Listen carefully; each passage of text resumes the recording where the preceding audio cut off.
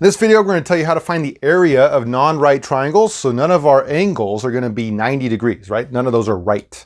And in this video specifically, of our three different types, we're going to tell you how to find the area when we're given all three sides and no angles. All right. So for example, if I was given A, B, and C for the little letters there, little a, little b, and little c, it would be possible to find its area even without knowing any angle. Let's try an example. All right, so like I said, this one we're going to be given three sides, and I moved my triangle over here, and I was given the sides 22 for A, 20 for B, and 26 for C. All right, so I labeled my triangle accordingly. And this formula that we're going to use for this area of the non-right triangle, when you're given all the sides, sometimes it's called Hero's formula. All right, and it's a little bit trickier than maybe some of the other ones. It says that we're going to have our area is going to equal the square root of S times S minus A times S minus B times S minus C.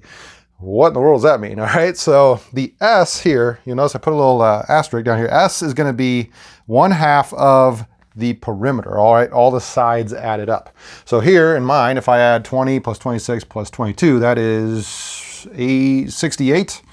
All right, so I can say that S is going to be 1/2 of 68 in my case. Half of 68, of course, is 34. All right, so then I need to plug it into this formula that equals the area. So I'm going to do that. I'm going to say K equals, and then it's going to be the square root of that 34. And then another way to think about this, I'll write out kind of the full version here, but 34 minus A was 22, right, times 34 minus B was 20. And 34 minus the C was 26, okay? Another way to think about that is this is just the difference between your number that you get for S and all your sides, right? So like 34 and the B, if I were to subtract that, I'd get just 14. So if you want, you can do all that subtraction, but really if you just type this in the calculator, it should work for you. Now, I would suggest typing the part underneath the square root in first, and then taking the square root after that. So you get some sort of number here. Let me do that really quick here. Right, and after typing all that part underneath the square root in, I got 45,696. Okay, so I do have to take the square root of that, and if I hit second square root, second answer, this gives me 213.8, if I round a little bit, equals 213.8.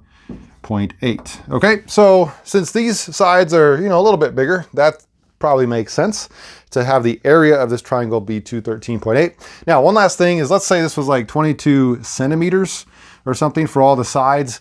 Remember back in geometry class where when we had area, we would use the label and we would square our units. We're gonna do that same thing here. This would be 213.8 centimeters squared if centimeters was the unit I'm using, all right? So when you're given all three sides and you have to find the area of a non-right triangle, you're gonna use Hero's formula, and that's this, but you gotta find that S value first.